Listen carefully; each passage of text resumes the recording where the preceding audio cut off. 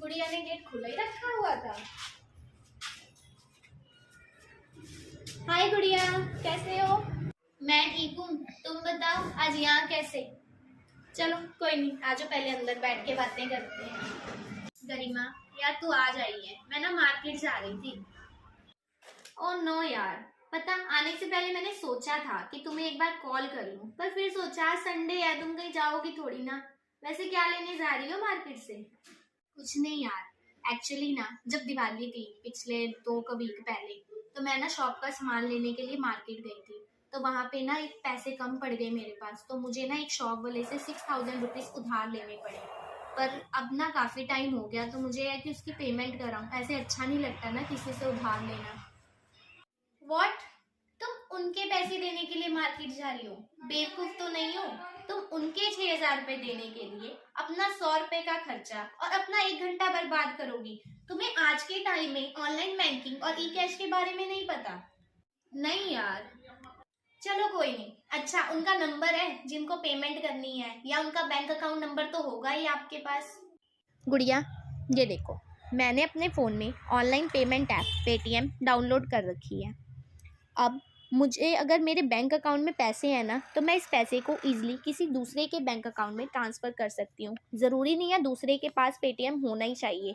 अगर उसके पास पेटीएम नहीं है तो मैं उनका बैंक अकाउंट में आईएफएससी कोड के थ्रू पैसे पे कर सकती हूँ। बट भैया की इतनी बड़ी दुकान है तो उनके पास पेटीएम तो चलता ही होगा। चलो ट्राई करके देखते हैं। भैया का अकाउंट नंबर बोलो। Oh sorry, phone number 7681935102।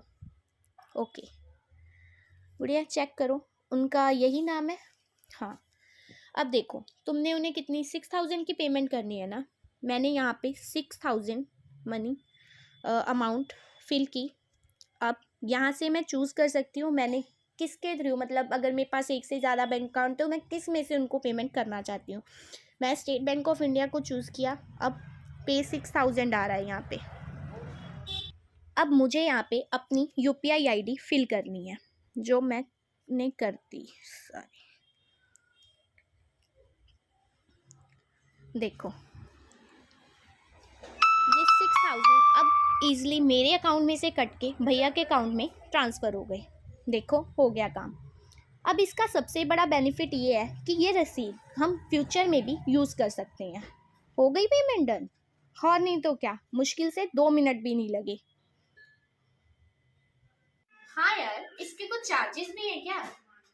हाँ होते तो हैं, पर बहुत ही नॉमिनल चार्जेस। तुम्हारे उस 100 रुपए के खर्चे से तो बहुत ही कम चार्ज होता है।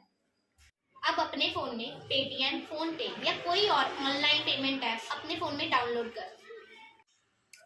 हाँ यार, मैंने डाउनलोड तो कर ली, पर ये ना आगे सारा कुछ फिल करने के बाद कोई डेबिट कार्ड नंबर मांग रहा है। वो तो है नहीं मेरे पास।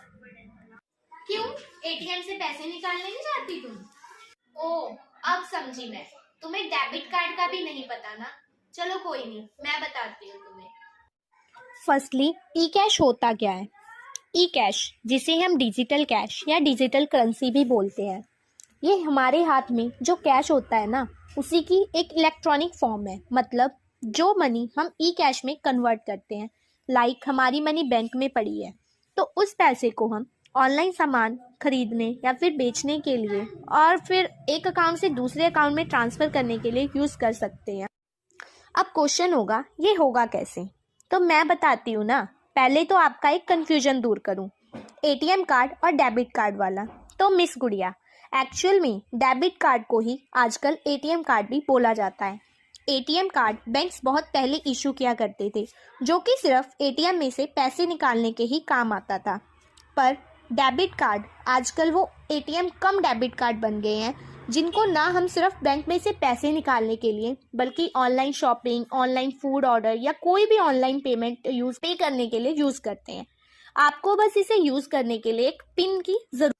आप समझे कुछ? हाँ यार, थैंक यू।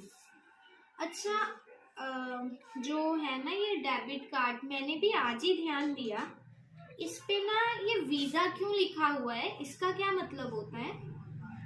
ओ हाँ, ये भी बताती हूँ, नहीं तो तुम किसी से कहोगी कि तुम्हारे पास फॉरेन जाने के लिए वीज़ा कार्ड भी है। सुनो, जब हमें बैंक डेबिट कार्ड इशू करता है ना, तो उस पे 3 अलग अलग नाम हो सकते हैं, वीजा, मास्टर कार्ड या रुपे। अब मैं तुम्हें बताती हूँ तीनों मतलब जो भी नेम लिखे हैं या जो भी है उस कार्ड में क्या क्या डिफरेंस है आपस में। एक्चुअल में ये तीनों पेमेंट गेटवे कंपनीज हैं। मास्टर कार्ड और visa card USA based companies हैं। पहले जिस बैंक अकाउंट का डेबिट कार्ड हमारे पास होता था, हम उसी बैंक अकाउंट में अगर दूसरे व्यक्ति का खाता होगा तो हम पैसे ट्रांसफ़र कर सकते थे, पर इन कंपनीज ने बैंक्स के साथ टाई अप कर लिया। अब इनके साथ जो भी बैंक जुड़े हैं ना, उन बैंक्स के डेबिट कार्ड पर इन दो कंपनीज में से किसी एक का लोगो लगा होता है और ये पेमेंट गेटवे में एज अ मीडिएटर वर्क करती हैं। रुपे भी एक ऐसी ही कंपनी है, पर वो इंडियन बेस्ड कंपनी है जिसे NPCI national payment corporation of India, जो कि बैंक्स में होने वाली सारी पेमेंट्स को मॉनिटर करता है, उसके थ्रू रिकमेंड किया गया। इसका वर्क भी सेम वीज़ा और मास्टर कार्ड कंपनीज की तरह ही है, पर यह बस इंडिया में ही पेमेंट्स के लिए यूज होता है। In foreign RuPay platinum card is to be used. और आप तो शॉप वाले हो, आपके लिए क्रेडिट कार्ड बेस्ट है। नाम से ही पता लग रहा है क्रेडिट, जिसका मतलब है उधार लेना।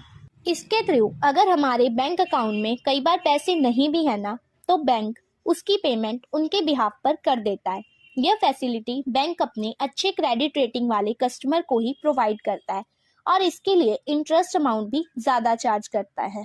अच्छा यार, इसके इतने सारे बेनिफिट हैं कि हम एनीवेयर एनी टाइम किसी को भी पेमेंट कर सकते हैं, ऑनलाइन शॉपिंग कर सकते हैं, है ना, और ऑर्डर वगैरह भी कर सकते हैं जैसे कि तुम बता रही हो। तो क्या इसमें कोई रिस्क नहीं होगा? ऑब्वियस थोड़ा बहुत तो रिस्क होगा ना, तो क्या आप बता सकते हो कैसे और कौन से रिस्क है? रिस्क की बात करें तो यार रिस्क किसमें नहीं है, ऑब्वियस सी बात है, पेमेंट से रिलेटेड चीजें हैं तो रिस्क तो होगा ही। नीड तो हमें है ना, हम अवेयर रहे। जैसे कि जब मैं तुम्हारे घर आई तो गेट खुला हुआ था, तो बताओ जिसने चोरी करनी वो तो आ ही जाएगा, तो हमें अवेयर रहना है ना। तुम्हारी वो ड्यूटी है कि उसमें जाके लॉक लगाते, पर तुमने वो नहीं किया। इसी तरह ये ड्यूटी तुम्हारी है कि अपनी सारी ऑनलाइन पेमेंट ऐप जो भी तुमने अपने फोन में डाउनलोड की है ना, उन्हें पासवर्ड के थ्रू सिक्योर करो। और जो भी उनमें पिन वो आते हैं जैसे कि PIN नंबर, UPI ID, वो सब टाइम टाइम पे चेंज करते रहो। और याद रखना किसी भी सिचुएशन में उसे किसी से भी शेयर मत करो। क्यों मैडम, कैसा लगा? वाह यार, ये सब तो बहुत इंटरेस्टिंग था। अब से ना मैं ऑनलाइन पेमेंट्स ऐप ही यूज करूंगी कहीं भी पेमेंट करने के लिए। डेबिट कार्ड तो है ही है ना मेरे पास। गुड। अच्छा, तो अब चले? चले, पर कहाँ? वाह मैडम, तुम्हारे 100 रुपए भी बचाए और मार्केट आने जाने का जो तुम्हारा वो टाइम वेस्ट होना था ना, वो भी बचा दिया। ये नहीं कि फ्रेंड घर पे आई है तो कुछ खिला पिला दूं, चल जोमेटो से कुछ ऑर्डर कर, इस बार पेमेंट तू करेगी। Okay done.